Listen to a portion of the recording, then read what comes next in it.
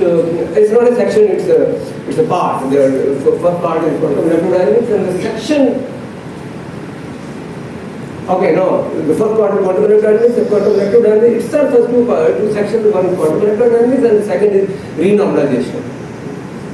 Okay, so quantum electrodynamics is okay. The Fermat diagrams you are in LHC school for more than 1 week, so you must have seen already many Fermat diagrams.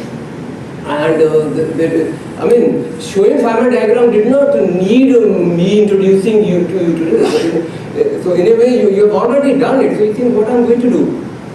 If you know already Fermat diagram, and the thing is, what I'm afraid is that you have been taking Fermat diagram as a temporal process. The particle is coming and is interacting, as if for a classical process is happening.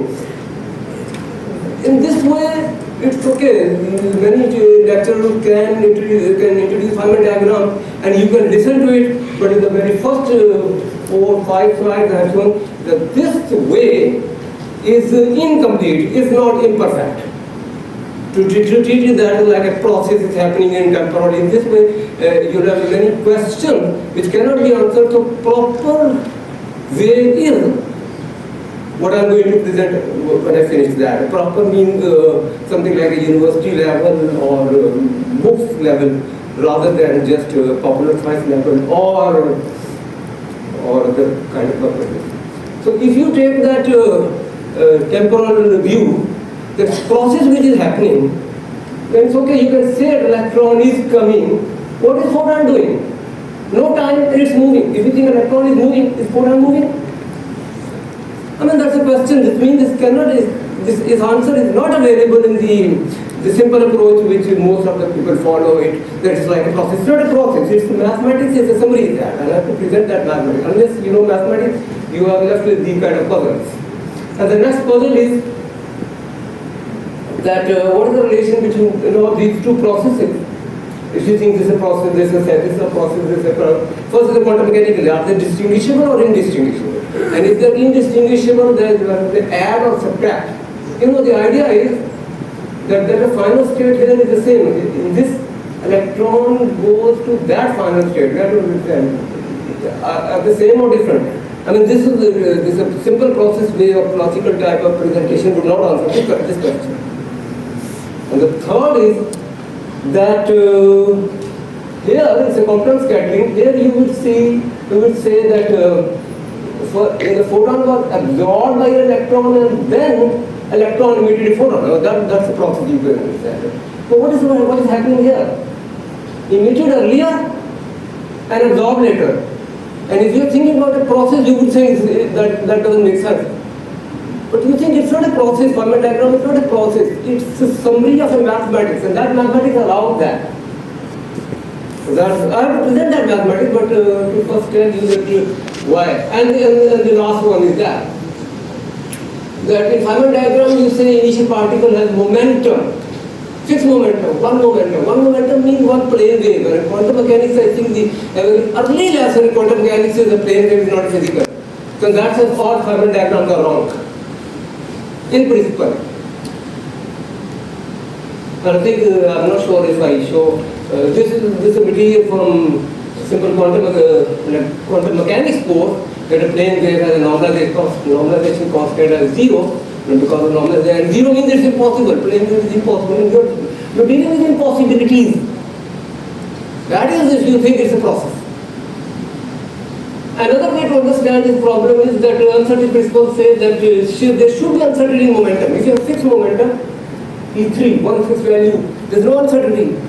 That means its uncertainty is 0. That's why it's uncertainty principle. That's just another way of understanding the same thing. Now, this problem I'm introducing in the quantum electrodynamics portion, but the solution is to be, and actually my plan is that I will not tell you when the solution comes. Actually, that will be your check when you recognize that in QCD pattern model case, and there I will tell you solution.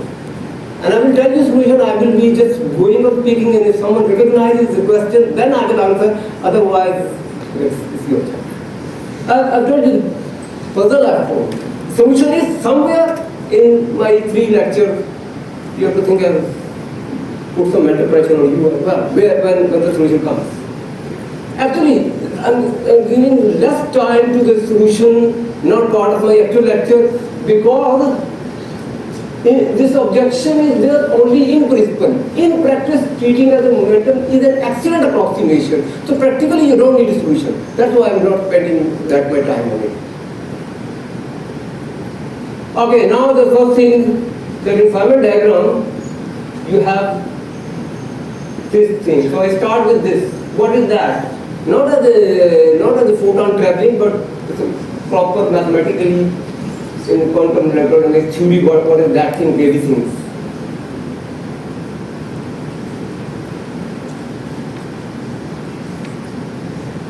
Hey, there's no animation. PDF it's a old PDF. So that's why I was saying to check it again. This is not only PDF, it's an old PDF that's sent 2 days ago, and in like 2 days I've done so much effort and honestly left it. We grouped it and it will become very difficult for them to understand certain portions. Later on, they will understand.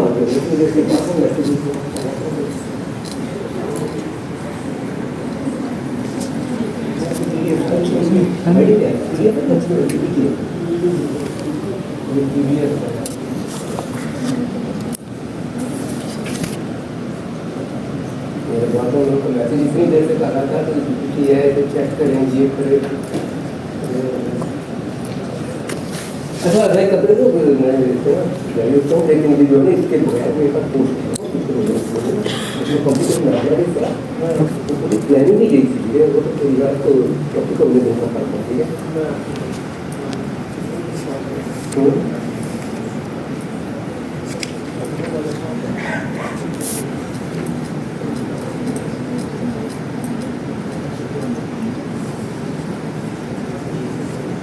extra mental pressure on that because normally with animation I can concentrate on one thing, you can listen or if that the whole facility is lost and my so more than that so just you have to put an extra mental pressure on you. You have to bear some pressure. You have to bear.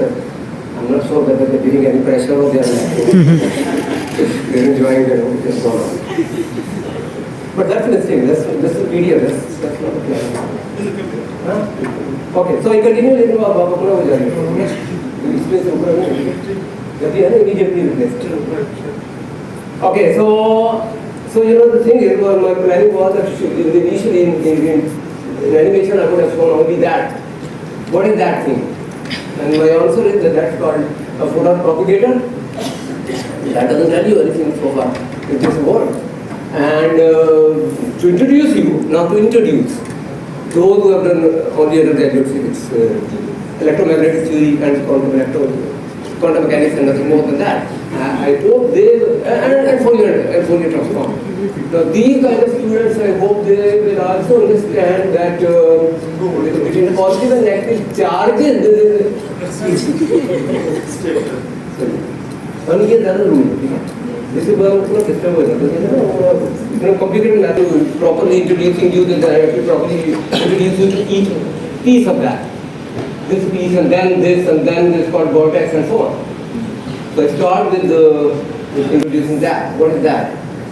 And I connect it to something hopefully which is familiar, which is that between two electric charges you have a potential, electrostatic potential. And you write this Coulomb law as 1 over R. And then your propagator start when you take the Fourier transform of that. 1 over R Fourier transform is 1 over K square. And then 1 over K square, you just for the moment just name it DFK. That is to be told that it's a propagator. One thing is that that's a Fourier transform. That's a mathematics even before quantum mechanics. But in quantum mechanics, they were interpreted as a photon. Okay, photon have this as well, but in quantum mechanics, some modification came as well. This term became plane wave, and that became photon. And some mean, so okay, in that case, we will say the potential is composed of many plane waves. I think what I have spoken in English is written in mathematics. Okay. composed of many means this and this kind of thing. And the weightage for every plane wave, every plane wave is characterized by k value, and the weightage factor is called propagator. So, here is just a position space, positive and negative position in the potential. When it is Fourier transform, everything becomes a function of momentum. Rather than one particle, according to relativity, even if particle is at rest, it's moving in space-time, because time is following on it. So rather than rest, I've shown it as a moving, and this time it's characterized by a momentum, and in between, rather than potential, you have a Fourier transform of potential, which is propagator, and that's shown in between that. So hopefully you can see that. That's a position space, that's position dependence, that's momentum dependence, and in popular language, this is called exchange particle. Okay. Now, if I introduce photons, I have to introduce the equations of motion, the photons. The equation of motion of photons are, because it was electrostatic field, so they have the equation of motion is Maxwell equation. And I have some Maxwell equation, that much I hopefully obviously, and then Faraday's law. Basic point is, E is equal to minus gradient of scalar potential. That's well known. But maybe it's lesser known that you have a time derivative of vector potential as well. And if you need me explaining some mathematics, then I can maybe spend time on it. Curl of E, Faraday's law, is B, curl of B, time derivative of B, and you bring them together. And curl of that quantity is 0, and that's why that quantity must be a gradient of phi, and I think that's sure. Now the main lesson of me is that what you call Maxwell, what you have been called Maxwell equation. What we write 4 Maxwell equations, the person Maxwell would not know there are 4. And I think he died and there were 17. Hemisphere or someone else wrote in vector notation that there might have 4. And now, in present textbook, there are not 4, there are only 1. One is that. And if the mu is there, we can take 0, 1, 2, 3 value. If you take 0 value, A0 is the scalar potential, and you put everything is there at other time from the definition. S0 is charge density and all that. This equation becomes familiar, what is called relationally now called law of first classification. And the same becomes, if you take mu is equal to x, y, z, same equation becomes S Sx is J, current density and all this. This becomes the curl of B is equal to this Ampere's law with the Maxwell correction to it. So you don't need 4 Maxwell equations, you need only 1 Maxwell equation. And the advantage is not only some kind of unification, the advantage another is that eventually, what is quantum electrodynamics? It's electrodynamics quantized. For the moment, I am saying electrodynamics relativized. Because if you are written in a relativistic 4-vector notation, that is Lorentz invariance as well. So the first thing is electrodynamics relativized, and then my next job is to tell you how electrodynamics quantized. So the first job is done for relativity. So it's getting modernized. First model 3 is relativity, and now quantum mechanics.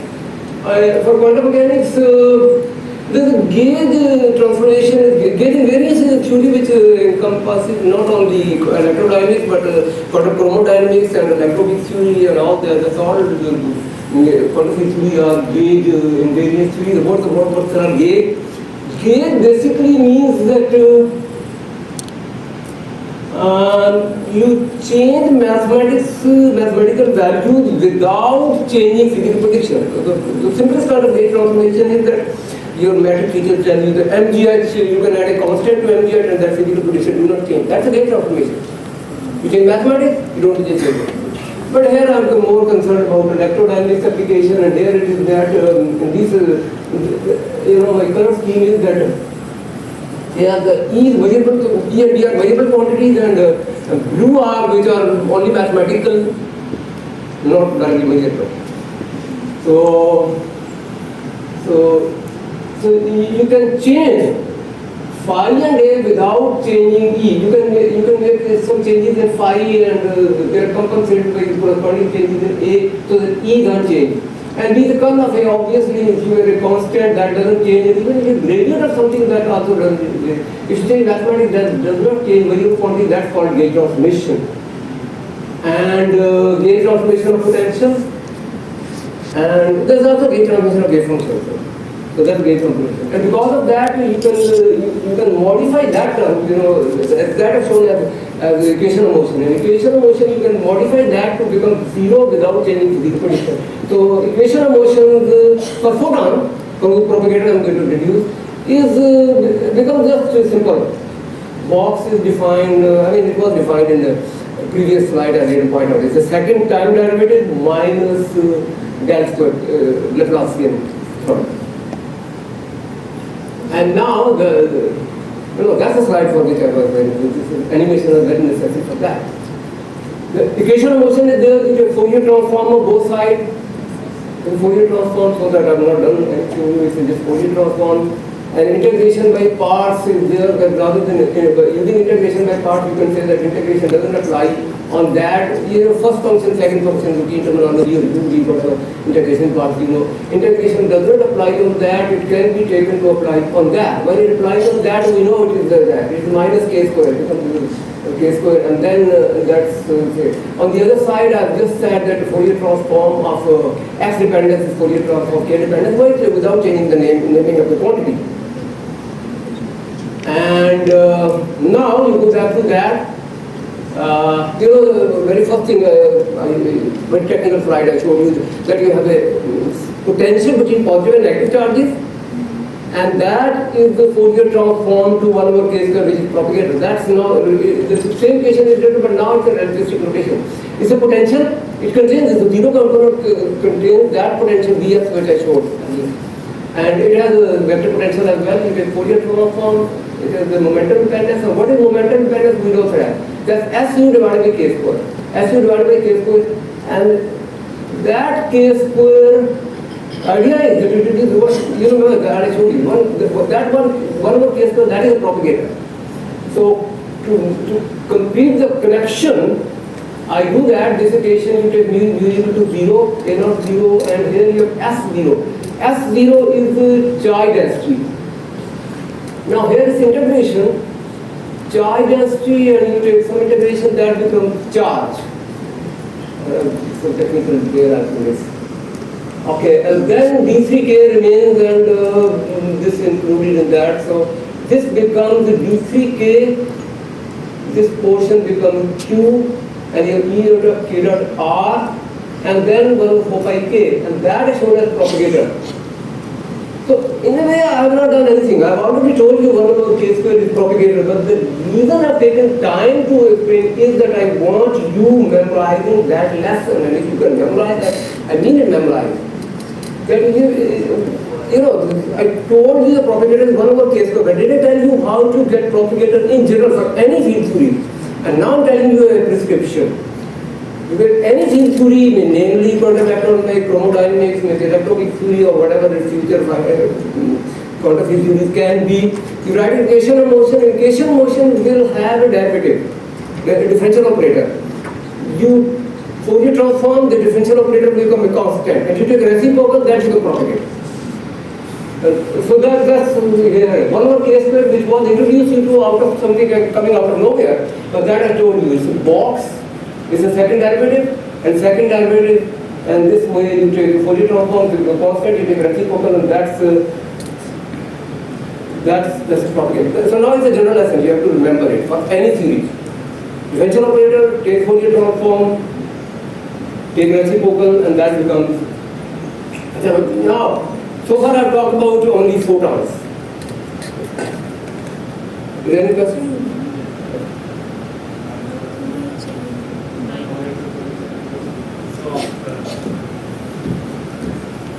Basically, what you say is that in the end it just reduces to finding the green function for an equation. When you talk about propagation. We introduce equation so that we can find the green function. Yes. So that was exactly the process, right?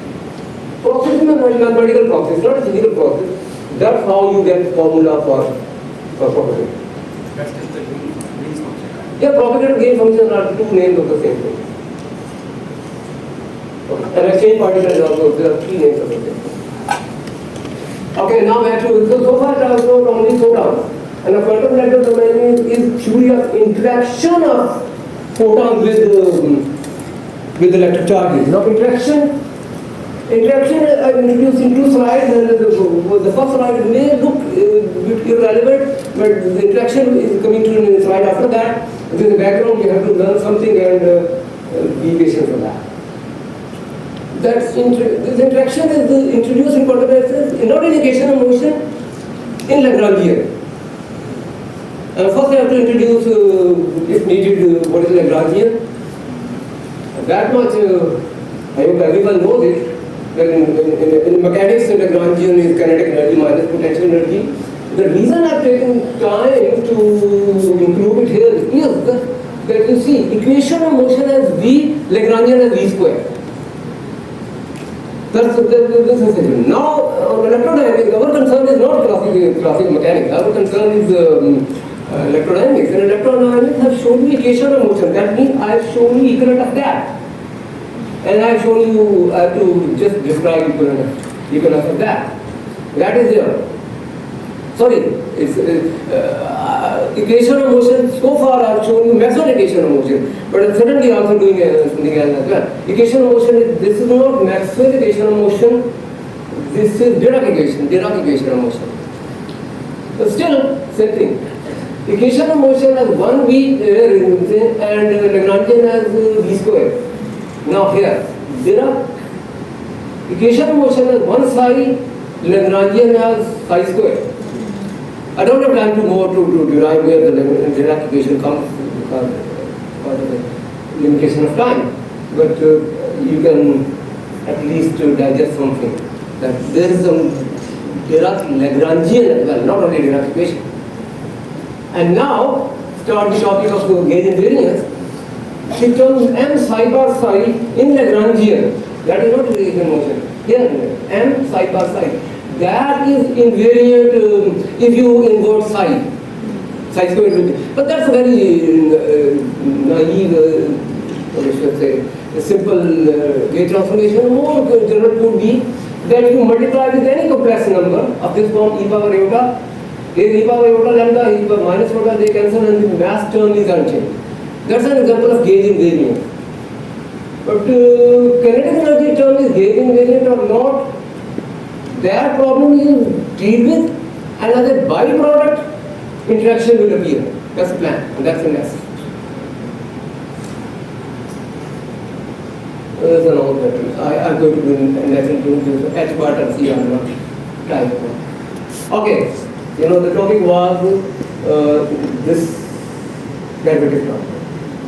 The derivative, I've done a bit of mathematics, shown you a bit of mathematics issues that if you take the gauge transformation of that, now you are taking the derivative of product.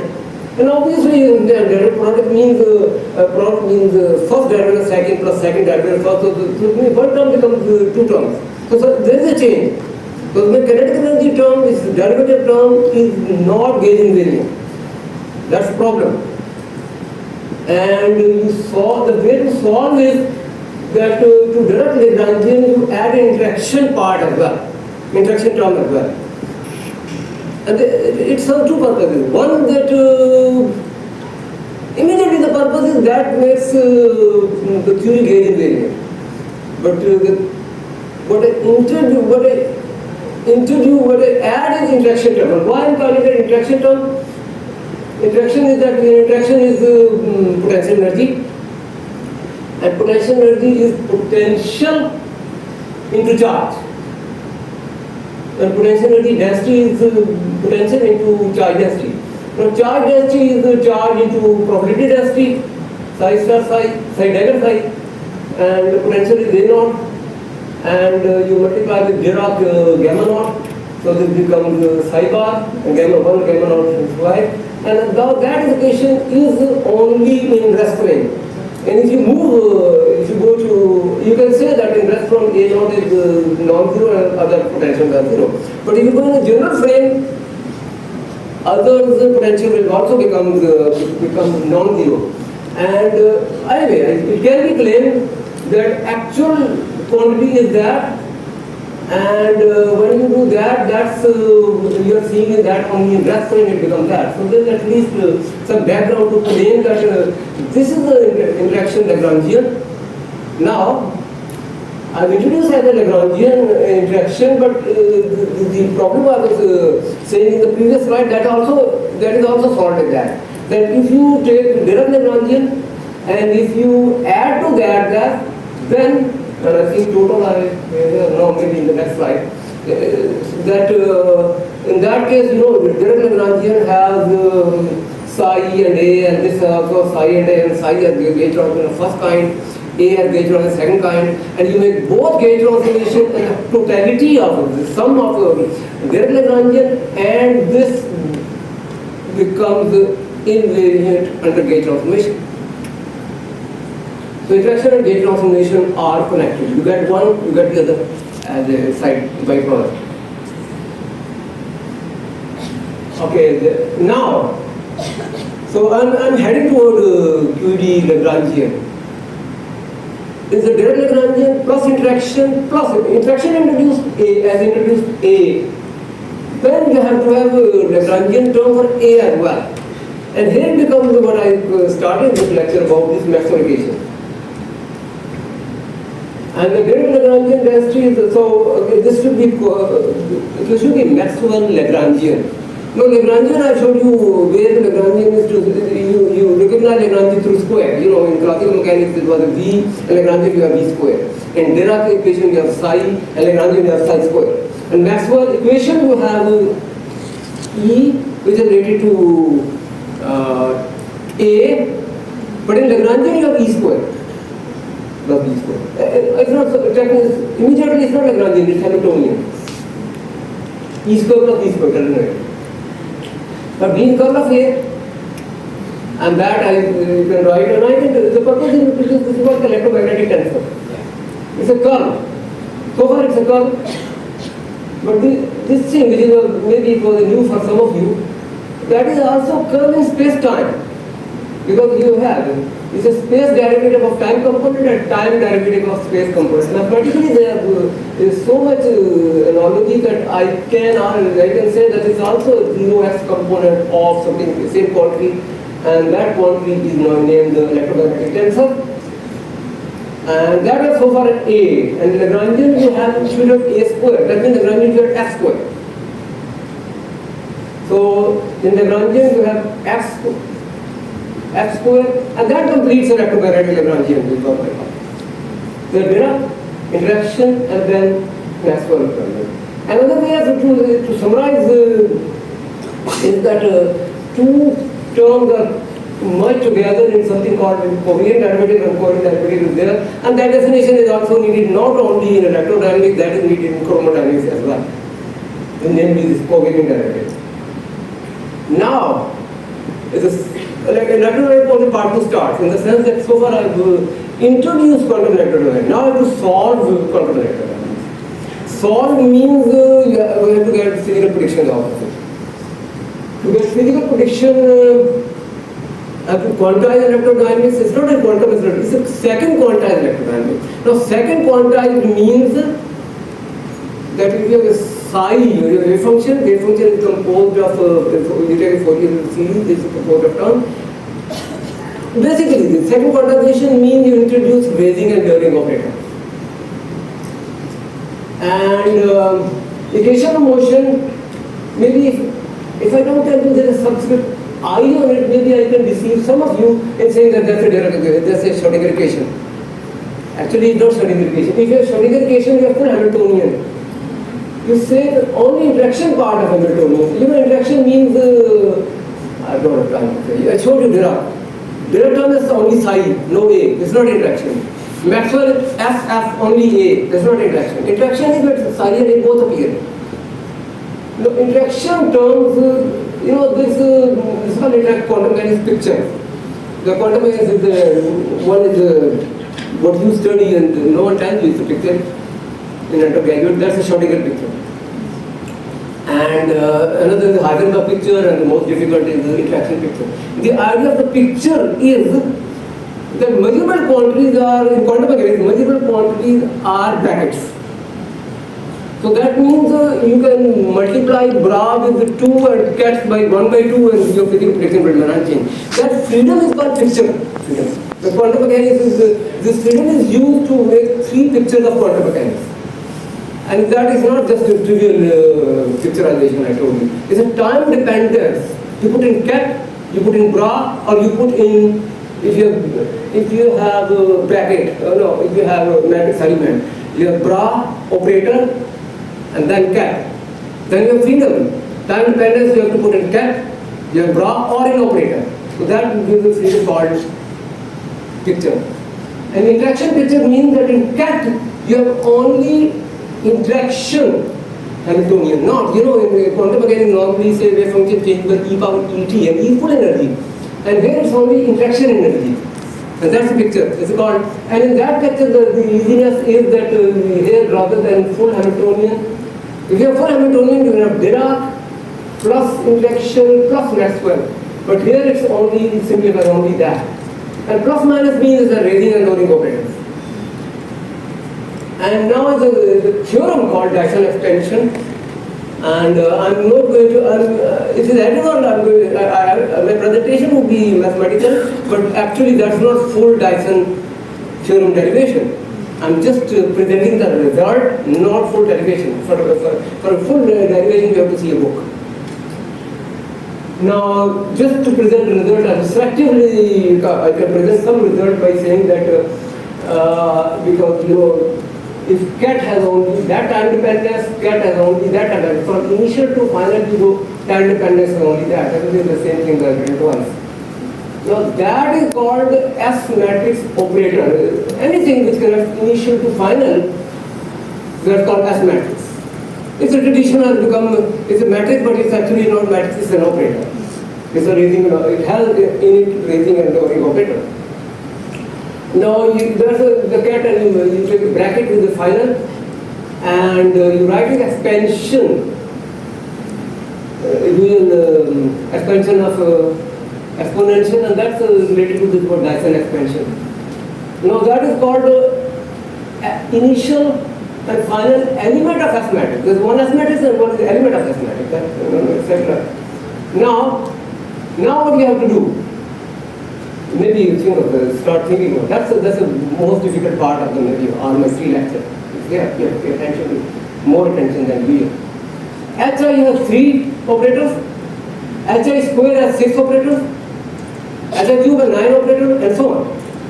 And they are operators. And S of I is a number. Is an operator a number? No.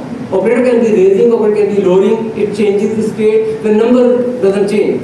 So how to convert an operator to a number, that is the result which is called Dyson expansion. As a person, Dyson did not do this way. It's I am doing this way. Because I know the result, I thought about one sentence which is equivalent to all results of Dyson, but Dyson did not say that. Dyson missed Nobel Prize for product dynamics, although he is much important guy. I think he is, because given the 3 other Feynman. Okay, now you think you pay attention to that. You have an operator and you have to convert to numbers. And you have operator raising and lowering. How can you convert, before the paper is out, that is why. So how can an operator be converted to a number? If you have raising operator, how can he convert it to a number? There are 2 ways of doing it. By applying it. No, eigenvalue becomes, for eigenvalue you have to operate on cat, not that. Just operator is there, you can go to number. I can't take it, but there are 2 ways of doing it. You have a raising operator, you combine with lowering operator. It becomes an operator. That's one way of doing it. And the other is you take your operator, in this cat here, bra here, that way. There are 2 ways of doing it. And that's I showed you here. All possible means actually 2 operator number. One is If you have an operator, raising absorption is rolling operator. And initial, okay, that's one. If your initial particle operator absorb initial particle and and then in the final particle emission, all of this is the number. That's one way of doing it.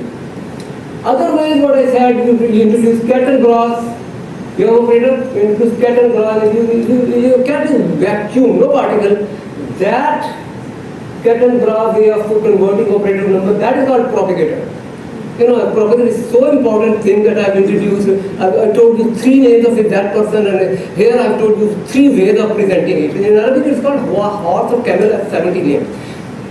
If you do the thing very much and many, you will have many names for it. The propagator is something we call Lagrange function, we call exchange particle, we present one way, present another way, and I presented this third way.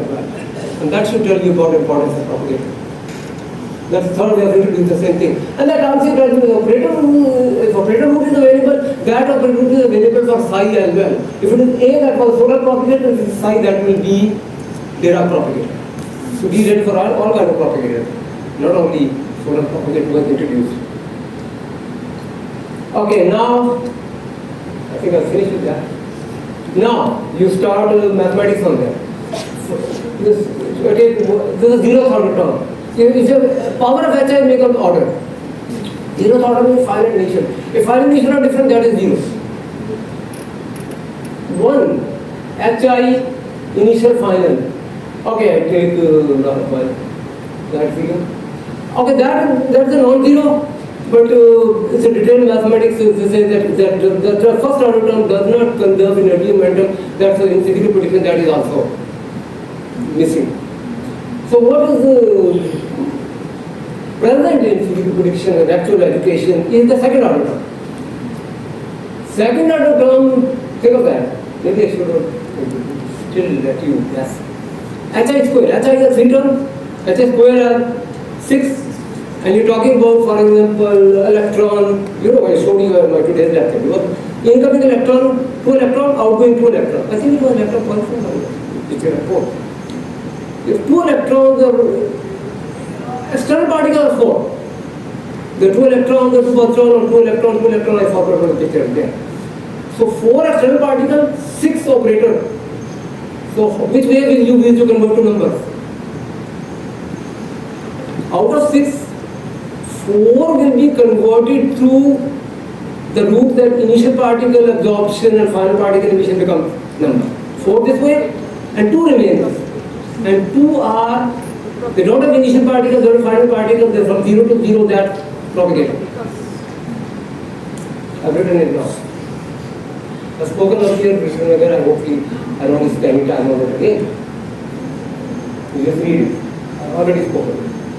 And that's the mathematics. There were 6. That's initial. Extra particles 4 are there. So the 4, there's a blue one. Then comes the raising and loading combined with the initial particle. There remains, there are no initial and final particles. That's the propagator. That's one there. And the propagator is that.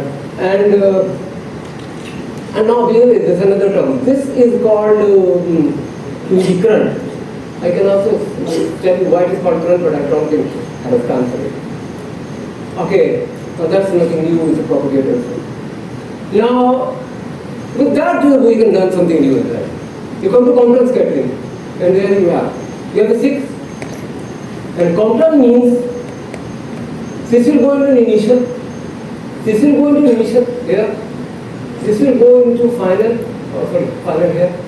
This will go into final, and one psi by psi pair will remain. And that is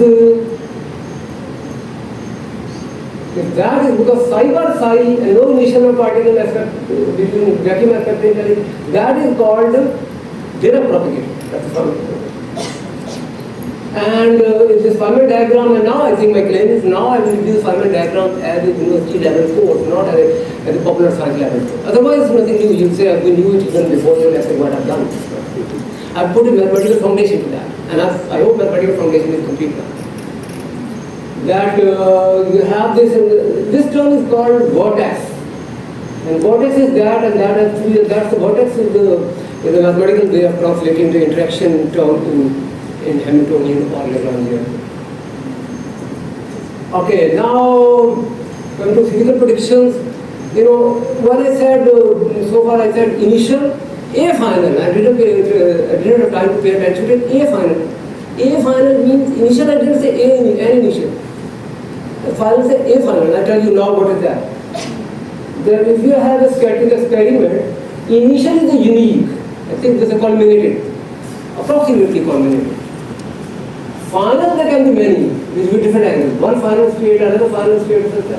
So SFI is a transition amplitude from initial to final. You don't have to sum over initial, there is only one. You have to sum over final, and that is related to what is called cross-section, and that's multiple quantity. And now, if you take that, what you have to do, if something is a propagator, that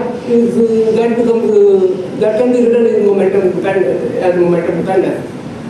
But if something does not become propagator, that's a function of position, and final amplitude is written as a function of momentum. The final position dependent is Fourier transform. So Fourier transform of psi bar, and there was also needed before I completely write final root for it. Now Fourier transform of psi, and also for electron positron scattering, there is no initial electron positron, so A will not be converted to a propagator. A will be Fourier transform. All these Fourier transforms are connected together in this picture. For psi, Fourier transform is U. Psi bar is U bar. Okay, it's not that they are mixed and time to that. But A is polarization, the momentum dependence, A is position dependence, it's Fourier transform. And now I think I can write final rules for quantum mechanics, and you can say that was a summary of what I said. Is there anything new in that? That I've just spoken about it. Photon propagator. Initially I said 1 over k square, and now 1 over q square. My helpers have not given me editable files as personal photo. I would have changed to k square. Okay, and something new. Dirac equation of motion had one derivative. You take Fourier transform, that will become q, and I told you to memorize it. The way to get propagator is you take reciprocal of what you get for Fourier transform. Del mu is written as q mu, and for propagator 1 over q. It's a 1 over q. It's a q divided by q square. It's 1 over q. That's a Dirac propagator. I promise you only not only a name, but expression as well. And I've spoken about how to get expression for the propagator. And vertex factor is I've introduced it just to mathematically become gamma matrix. And with multiplier charge, that's again if you take Fourier transform, it becomes that. In position of action, psi A slash psi A bar psi. And this becomes a combination of all this is called Feynman amplitude, and the physical prediction of SFI. That is cross-section, that is related to that, they're proportional to each other. And I showed you these things in comments here. One thing, sorry, I've already spoken that how to get Lagrangian, and that's now for the next part maybe tomorrow. So in quantum electrodynamics, quantum chromodynamics, I start with nuclear physics, and nuclear physics has the pion. The pion is an unstable particle. And where is the particle in quantum physics? The answer is, the propagator, this reciprocal is 0. Okay, where is the particle? What I'm saying? Where is the rest mass of the particle? The rest mass of the particle is in the denominator of propagator. Where it is? That's a q square minus 0, and 0 is rest mass of photon. Q square minus m square is rest mass of fermion. That's a pole. It is a stable particle. If it is unstable particle, then okay, that's a stable particle. If you have unstable particle, there's no pole, become peaks. That don't worry. That's tomorrow lecture. And later, and that's the last thing I already spoken about it. That what I told you, finite amplitude, that's proportional to SFI, which is the SI element of S matrix. The square is that's the transition amplitude. The square is transition probability, and that is relation to what transition probability experimentalists can calculate. That's can know, which is cross section. So that's and then okay. Sorry, you know, I said that the simple formalism does not answer few questions, and the claim is that this is a mathematical foundation, you can answer the question. Let me say that and then I finish. The first question was there, is a photon traveling in zero time? The answer is not traveling, it's a propagator. There is no claim of travel. And these two diagrams, they are indistinguishable. That's a question, remember? And the answer is that they are indistinguishable.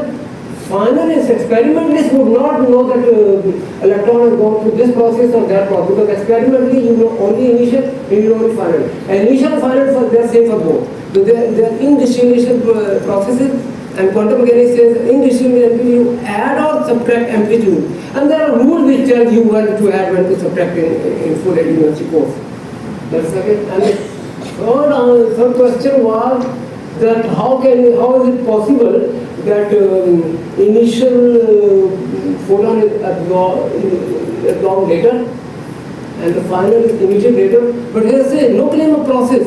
It's just when I said all possible ways of converting the operator to number. That's one. There are two possible ways of converting number. That's it. And the fourth one remains. And the answer is not today, answer is maybe tomorrow or tomorrow, and you have to reply the answer there. And you have to tell what was the question for. So? Okay. So that I think for tomorrow.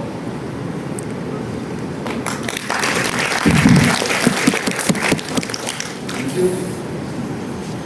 Comments, questions?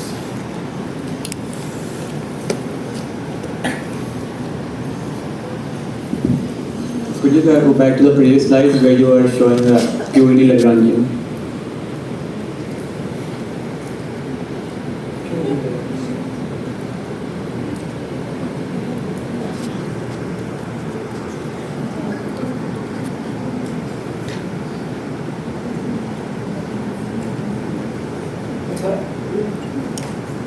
The one. Sorry? वहाँ से number देख लें, मैं number बता दूँगा। तो मेरे लिए तो यहाँ से मेरे को कंट्रोल नहीं है। Okay, that's QED Lagrangian. So, the expression for the electromagnetic tensor. F mu. Yeah. Okay, sorry, now done. Right? Now done. Next question I may need that. Furthermore, it is done.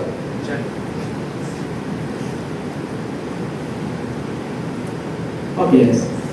So the expression for the electromagnetic tensor, I see that it's an antisymmetric combination Yes, of the vector potential or the four potential.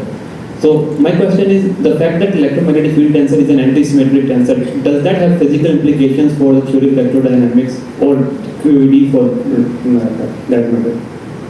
Sorry, I didn't think about that. I don't know the answer. Actually, it makes it gauge invariant. It will not be antisymmetric, the theory will not be gauge invariant. Another answer? I think about it a lot more. That's an interesting point.